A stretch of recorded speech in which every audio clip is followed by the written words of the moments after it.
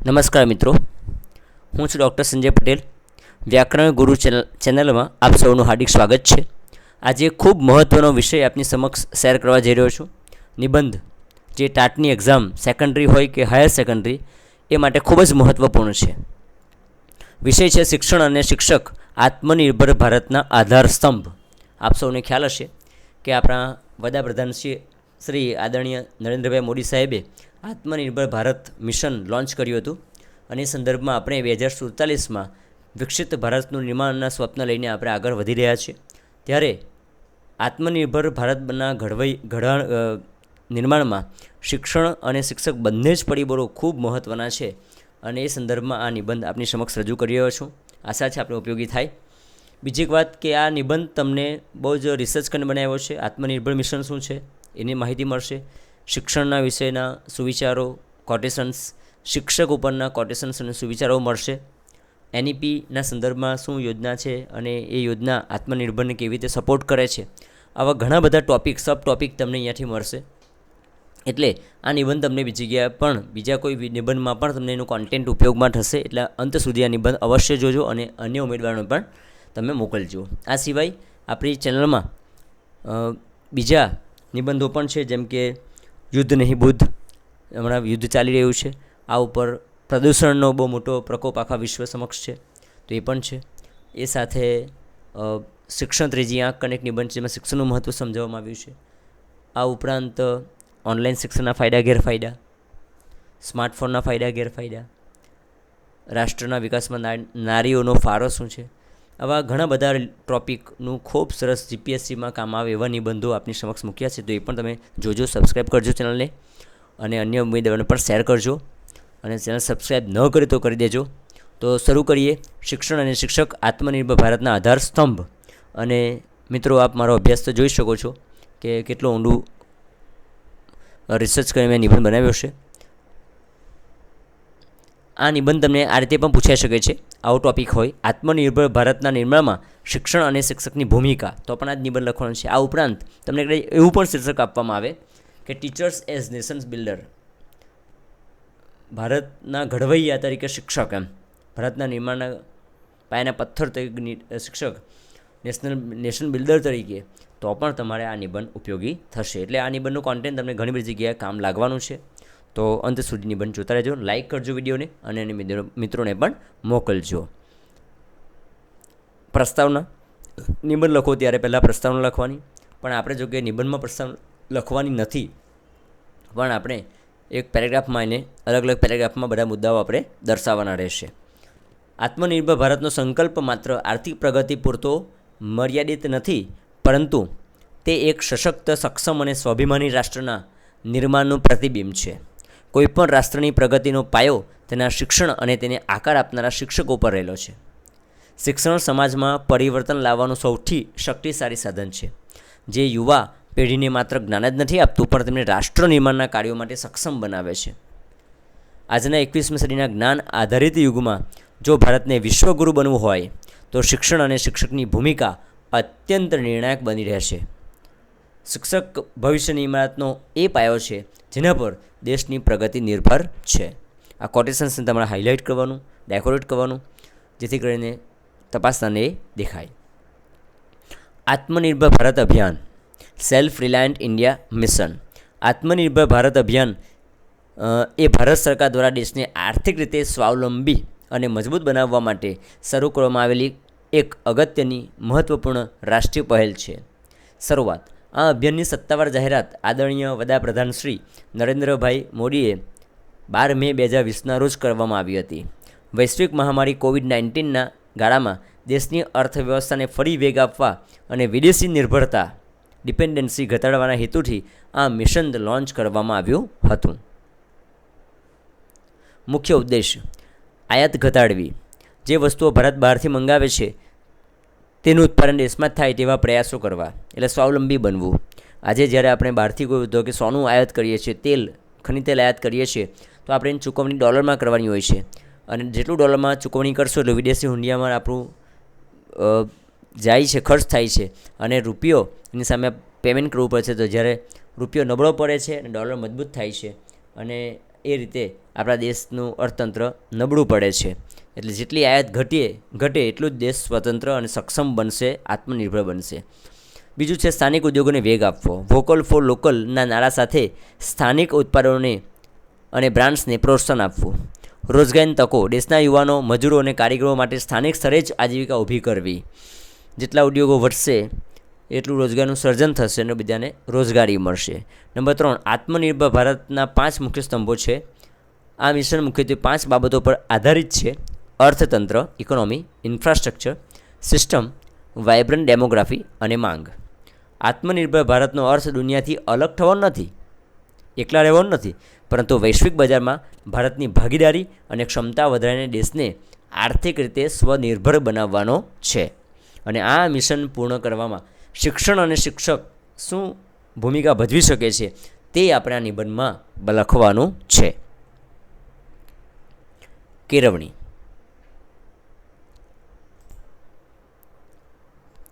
કેળવણી. Education is the most powerful weapon we can use it to change the world. Nelson મંડેલાનું વાક્ય છે કે એજ્યુકેશન, શિક્ષણ, કેળવણી એક એવું પાવરફુલ શસ્ત્ર છે કે જેના થકી આપણે સમગ્ર દુનિયાને બદલી શકીએ છીએ. શિક્ષણ પ્રાપ્ત કરવાથી માનવ પોતાનો અને પોતાના પરિવારનો ઉત્કર્ષ કરી શકે છે. કેળવણીથી જ વ્યક્તિનો વૈયક્તિક, સાંવેગિક, શારીરિક, માનસિક, આર્થિક અને સામાજિક વિકાસ થાય છે. કેળવણી પામેલી શિક્ષિત વ્યક્તિ સમાજના ઉત્કર્ષમાં મહત્ત્વનું પ્રદાન કરે છે. શિક્ષિત વ્યક્તિ દ્વારા શિક્ષિત તથા સમજુ સમાજનું નિર્માણ થાય છે. દરેક પ્રકારના બંધનમાંથી મુક્તિ મળે છે. સા વિદ્યાયા વિમુક્તએ વ્યક્તિ સ્વાવલંબી બને છે, આત્મનિર્ભર બને છે અને વ્યક્તિ થકી સમાજ અને રાષ્ટ્ર બનેલું છે. એટલે સ્વાભાવિક છે કે સમાજ પણ સ્વાવલંબી બને, આત્મનિર્ભર બને અને સમાજ થકી સમગ્ર દેશ એટલે કે રાષ્ટ્ર પણ આત્મનિર્ભર બને છે. એટલે કેળવણી એક મહત્ત્વનું પરિબળ છે. કેળવણી દ્વારા જ વ્યક્તિ રોજગારી મેળવી પોતાની મૂળભૂત જરૂરિયાતો, અન્ન, આવાસ અને વસ્ત્રોની જરૂરિયાત સંતોષી શકે છે, પોતાના કુટુંબનું ભરણપોષણ કરી શકે છે તેવી ક્ષમતાનો વિકાસ થાય છે અને આર્થિક રીતે સ્વાવલંબી બને છે.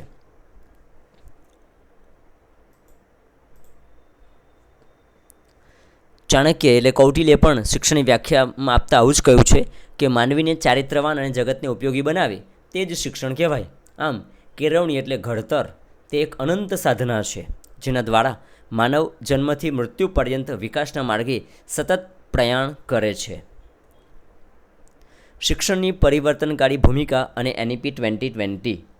એનઈપી 2020 આત્મનિર્ભર ભારતના નિર્માણમાં શું યોગદાન આપે છે એની પણ વાત છે. ભારતની નવી રાષ્ટ્રીય શિક્ષણ નીતિ એનઈપી 2020 ગોખણપટ્ટીથી દૂર જઈને પૂછપરછ અને વિશ્લેષણાત્મક એનાલિસિસ ઉપર, શિક્ષણ ઉપર ભાર મૂકે છે. આ નીતિનો મુખ્ય ઉદ્દેશ્ય એવા નાગરિકો તૈયાર કરવાનો છે જેઓ વિવેચનાત્મક વિચારસરણી એટલે ક્રિટિકલ થિંકિંગ, ક્રિએટિવિટી, સર્જનાત્મકતા અને એથિક્સ એટલે નૈતિક મૂલ્યો ધરાવતા હોય. શિક્ષણ પ્રણાલીમાં 10+2ના બદલે હવે 5, 3, 3 અને 4નું માળખું અમલી બનાવીને પાયાના સ્તરેથી જ બાળકોનો સર્વાંગી વિકાસ કરવાનો પ્રયાસ કરવામાં આવ્યો છે. અને જે બધુંનું પરિણામ શું આવવાનું છે? આત્મનિર્ભર ભારત મિશનને આપણે સાકાર કરી શકીશું. કેમ કે સારા નાગરિકોનું સર્જન આપણે થશે આના દ્વારા, એનઈપી 2020 સ્કિલવાળા, જે આપણા રાષ્ટ્રનું નિર્માણ કરશે. ડિજિટલ એકીકરણ જેવી પહેલો જેમ કે PM ઈ-વિદ્યા અને દીક્ષા જેવા પ્લેટફોર્મને કારણે શિક્ષણને દેશના ખૂણે ખૂણે પહોંચાડવામાં મદદરૂપ થઈ રહી છે. અને જેટલું શિક્ષણ લોકો સુધી વધુ પહોંચશે એટલો દેશ શિક્ષિત બનશે અને દેશ જેટલો શિક્ષિત એટલું જ રાષ્ટ્ર સશક્ત અને સક્ષમ બનશે, આત્મનિર્ભર બનશે. આવું બધું પણ તમે તમારી રીતે અંદર ઉમેરી શકો છો. કૌશલ્ય વિકાસ અને વ્યવસાયિક શિક્ષણ એનઈપી 2020માં આના પર ભાર આપવામાં આવ્યો છે. આત્મનિર્ભર ભારતના સ્વપ્નને સાકાર કરવા માટે યુવાનોમાં કૌશલ્ય એટલે સ્કિલ હોવી ખૂબ જ અનિવાર્ય છે. વ્યવસાયિક શિક્ષણ, વોકેશનલ એજ્યુકેશન અને તાલીમ એ આ મિશનની કરોડરજ્જુ સમાન છે. અને આપ સૌને ખ્યાલ હોય તો હવે ધોરણ 9 અને 10ની અંદર પણ તમને એક વિષય તરીકે વોકેશનલ સબ્જેક્ટ તમને આપવામાં આવે છે. એ ધોરણ 11-12 સુધી રહે છે અને કદાચ 10મા પછી બાળક છોડી પણ દે છે સ્કૂલ, તો એ જે વિષયમાં એને 4 વર્ષ આપ્યા છે એ સ્કિલ એને બરાબર અવગત થઈ ગઈ હોય તો રોજગારી પણ સારી મેળવી શકે છે, અનસ્કિલ રહેતો નથી. અને તાલીમ એ આ મિશનની કરોડરજ્જુ છે. ભારત સરકારના સ્કિલ ઇન્ડિયા અને પ્રધાનમંત્રી કૌશલ વિકાસ યોજના PMKVY જેવા કાર્યક્રમો યુવાનોને ઉદ્યોગલક્ષી તાલીમ આપીને સ્વરોજગારી માટે તૈયાર કરી રહ્યા છે. અત્યાર સુધી આ બધું નહોતું. અલ્ટિમેટલી આ બધું આપણા દેશને આત્મનિર્ભર બનાવવા તરફ છે, સક્ષમ બનાવવા માટે છે. ઉદાહરણ તરીકે આસામના સરકારી ITI શ્રીકોણા જેવા સંસ્થાઓ સ્થાનિક ઉદ્યોગોની જરૂરિયાત મુજબ અભ્યાસક્રમો ચલાવીને યુવાનોને ડેટા એન્ટ્રી ઓપરેટર અને નેટવર્ક ટેકનિશિયન જેવી નોકરીઓ અપાવી રહી છે.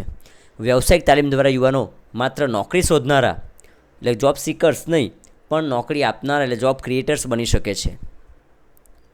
નવીનતા અને સંશોધન, ક્લાસરૂમથી ક્રિએશન લેબ સુધી સારા સ્તરે નવીનતાને પ્રોત્સાહન, ઇનોવેશનને પ્રોત્સાહન આપવા માટે અટલ ઇનોવેશન મિશન AIM હેઠળ દેશભરમાં 10,000થી વધુ અટલ થિંકરિંગ લેબ્સ ATLની સ્થાપના કરવામાં આવી છે.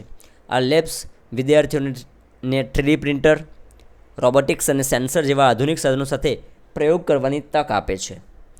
ઉદાહરણ તરીકે ATL દ્વારા વિદ્યાર્થીઓને ટકાઉ કૃષિ સંસાધનો અને આરોગ્ય ઉપકરણો જેવા સ્થાનિક સમસ્યાનો ઉકેલ આપતા પ્રોટોટાઇપ્સ બનાવવામાં આવ્યા છે. ઇન્સ્પાયર એવોર્ડ માનક જેવી યોજનાઓ લાખો વિદ્યાર્થીઓના મૌલિક વિચારોને પ્રોત્સાહન આપીને ભારતને વૈશ્વિક ઇનોવેશન હબ બનાવવામાં ફાળો આપી રહી છે. કેમ કે જેટલા ઇનોવેશન વધારે થશે, સંશોધનો વધારે થશે, એવી જ નવી પ્રોડક્ટ બધા બનશે ને એ બધી પ્રોડક્ટ થકી જ ભારત દેશ સ્વાવલંબી અને આત્મનિર્ભર બનશે. બધી આપણે આયાત ઓછી કરવી પડશે. હવે શિક્ષકની વાત. રાષ્ટ્ર નિર્માતા અને નૈતિક માર્ગદર્શક, એનો કહેવાનો ભાર ટૂંકમાં છે કે NEP 2020 જે છે એ ભારતને આત્મનિર્ભર બનાવવા તરફ, એમાં આખા બધી સુધારાની જોગવાઈઓ છે, એ બધી જોગવાઈઓ બરાબર લાગુ પડશે. ચોક્કસ 2047 સુધીમાં ભારત આત્મનિર્ભર અને સશક્ત રાષ્ટ્ર, વિકસિત રાષ્ટ્ર બનશે. હવે શિક્ષક ક્યાં ભૂમિકા ભજવે છે એની વાત છે. રાષ્ટ્ર નિર્માતા અને નૈતિક માર્ગદર્શક. શિક્ષક એ ભારતના રાષ્ટ્ર નિર્માતા છે અને એક નૈતિક માર્ગદર્શક છે. કહેવાય છે કે પથ્થરને ઘડે તે શિલ્પી અને જીવનને ઘડે તે શિક્ષક. શિક્ષક એ માત્ર જ્ઞાનનું પ્રસારણ કરનાર નથી, પરંતુ તે રાષ્ટ્રનો શિલ્પી છે. જેમ શિલ્પી પથ્થરમાં મૂર્તિ કંદારે છે, અને તેવી જ રીતે આ શિક્ષકો પણ જે બાળકો છે આપણા, એ બાળકોની અંદર એક સારા નાગરિકતાનું ઘડતર કરે છે. સ્વામી વિવેકાનંદના શબ્દોમાં કહીએ તો શિક્ષક એ મનુષ્યનો નિર્માતા છે. એક શિક્ષકની ભૂમિકા વર્ગખંડની 4 દિવાલો સુધી મર્યાદિત નથી. તે સમાજ સુધારક, સોશિયલ રિફોર્મર તરીકે પણ કાર્ય કરે છે અને રાષ્ટ્ર નિર્માણના પણ કાર્ય તરીકે ભૂમિકા એ ભજવે છે.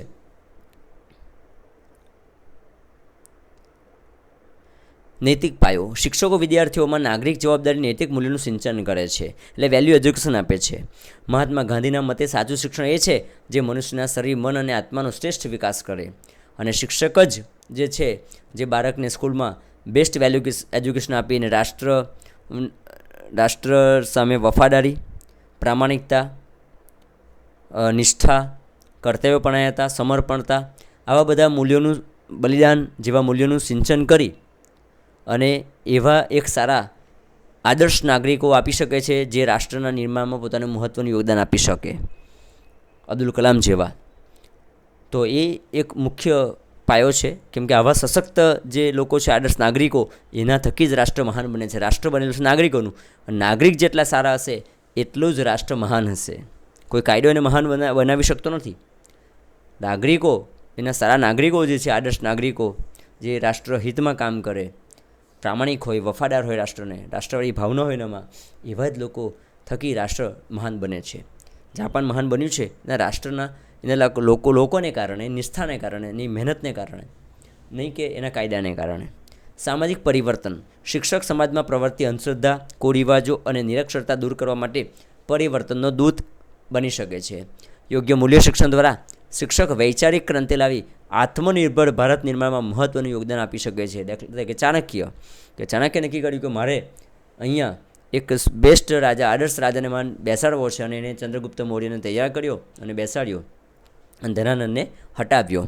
તો એ કામ કોણ કરી શકે છે? શિક્ષક. સામાજિક પરિવર્તન. સતત શીખવાની વૃત્તિ. રવિન્દ્રનાથ ટાગોરે કહ્યું છે તેમ શિક્ષક ક્યારેય સાચું ભણાવી શકતો નથી જો તે પોતે સતત શીખતો નહીં હોય. અને એઆઈના યુગમાં, કમ્પ્યુટરના યુગમાં, ડિજિટલ યુગમાં જો શિક્ષક શીખતો ના હોય તો કદી પણ એ લેટેસ્ટ માહિતી, જ્ઞાન આપી શકે નહીં અને એ આઉટડેટેડ થઈ જાય. અને એટલા માટે શિક્ષકોએ સતત અપડેટ રહેવું પડે, શીખતા રહેવું પડે. શિક્ષકોએ ડિજિટલ યુગમાં પોતાના આધુનિક ટેકનોલોજી અને નવી શિક્ષણ પદ્ધતિઓથી સજ્જ કરવા પડશે, અને એ પોતે સજ્જ થશે તો વિદ્યાર્થીઓને પણ સજ્જ કરી શકશે.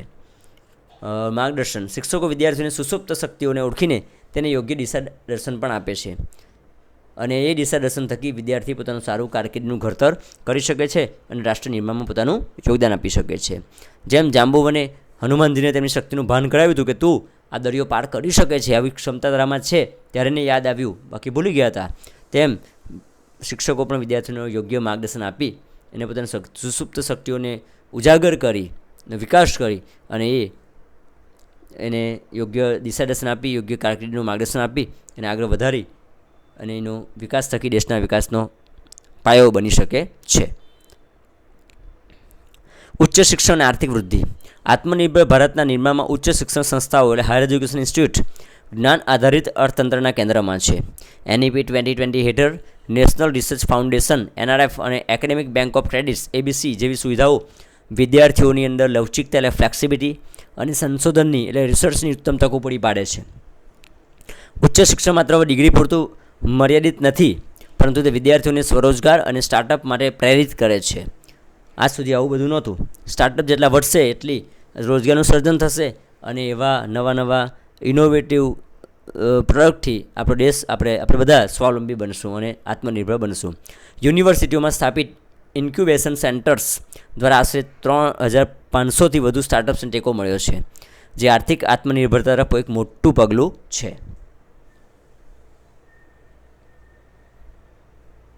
મહિલા સશક્તિકરણ અને શિક્ષણ. મહિલાઓને પણ શિક્ષિત કરવી ખૂબ જરૂરી છે, કારણ કે મહિલા પણ પોતાનું મહત્ત્વનું યોગદાન આત્મનિર્ભર ભારતમાં કે આપણે સ્વાવલંબી બનાવવામાં એનું પણ એક મહત્ત્વનું યોગદાન છે, કારણ કે એ પણ દેશની નાગરિક છે. સમાજરૂપી દરિયા કિનારે રહેલ દીવાદાંડી એટલે શિક્ષક, જે રસ્તો ભૂલેલાને રાહ બતાવે છે. શિક્ષકને દીવાદાંડી કહેવો છે. જેમ દીવાદાંડી કોઈ વાહનને માર્ગદર્શક બને છે એનું, તેમ આ શિક્ષકો પણ સમગ્ર સમાજને અને વિદ્યાર્થી જગતને યોગ્ય માર્ગદર્શન આપી એને દિશા દર્શન કરે છે. શિક્ષણ દ્વારા મહિલાઓને આર્થિક રીતે સ્વતંત્ર બનાવવી એ આત્મનિર્ભર ભારતનો મહત્ત્વનો ભાગ છે. ઉદ્યોગ સાહસિક શિક્ષણ એન્ટરપ્રિન્યરલ એજ્યુકેશન મહિલાઓને પોતાના વ્યવસાય શરૂ કરવા માટે આત્મવિશ્વાસ આપે છે. નવી નવી સ્કિલ શીખી મહિલાઓ પણ હવે પોતાનું રોજગારીમાં પોતાનું મહત્ત્વનું યોગદાન આપી રહી છે. ભારતમાં સલૂન ઉદ્યોગમાં મહિલાઓનો હિસ્સો 85% છે, જે મહિલા સંચાલિત આત્મનિર્ભરતાનું ઉત્તમ ઉદાહરણ છે. એટલે મહિલાઓ પણ હવે આત્મનિર્ભર બની રહી છે અને મહિલા જેટલી આત્મનિર્ભર બનશે એટલો દેશ પણ આત્મનિર્ભર બનશે. કૌશલ્ય આધારિત શિક્ષણ દ્વારા મહિલાઓ હસ્તકલા, ખાદ્ય પ્રોસેસિંગ અને કાપડ ઉદ્યોગો જેવા ક્ષેત્રોમાં સક્રિય યોગદાન આપી રહી છે. આ ઉપરાંત ગૃહ ઉદ્યોગો, નાના ઉદ્યોગો, લઘુ ઉદ્યોગોમાં પણ મહિલાઓનું યોગદાન ધીમે ધીમે વધી રહ્યું છે. આપ સૌને ખ્યાલ જ હશે કે લિજ્જત પાપડ એ મહિલા ગૃહ ઉદ્યોગ હતો અને આજે તમે જુઓ કે વિશ્વ બ્રાન્ડ બની ગઈ છે લિજ્જત પાપડ, મહિલાઓ દ્વારા ચલાવવામાં આવી રહી છે. પડકારો અને નિષ્કર્ષ. જોકે આપણે પ્રગતિ કરી રહ્યા છીએ, પરંતુ ગ્રામીણ વિસ્તારોમાં ગુણવત્તાયુક્ત શિક્ષણની પહોંચ અને શિક્ષકોની તાલીમ જેવા પડકારો હજુ પણ છે. હજી શિક્ષણ બધા સુધી પહોંચ્યું નથી, પણ AI અને ટેકનિકલ જે બધા સરકારના પ્રયાસો છે, દીક્ષા પોર્ટલ દ્વારા, PME વિદ્યા વગેરે દ્વારા આપણે બધા સુધી શિક્ષણ પહોંચાડવાનો પ્રયત્ન કરી રહ્યા છે અને એ પહોંચશે એટલે સ્વાભાવિક છે કે એ જે તે પ્રદેશનો વિકાસ પણ થશે અને આપણે આત્મનિર્ભર એ વ્યક્તિને પણ બનાવી શકશું અને દેશને પણ બનાવી દઈશું. એટલે શિક્ષણ એક બહુ મહત્ત્વનું પરિબળ સાબિત થાય છે. શિક્ષણ એ અમુક શસ્ત્ર છે, કોઈપણ દેશના વિકાસનું અમુક શસ્ત્ર શિક્ષણ છે અને એને લાગુ પાડવાનું કોને હસ્તક છે તો કે શિક્ષક હસ્તક.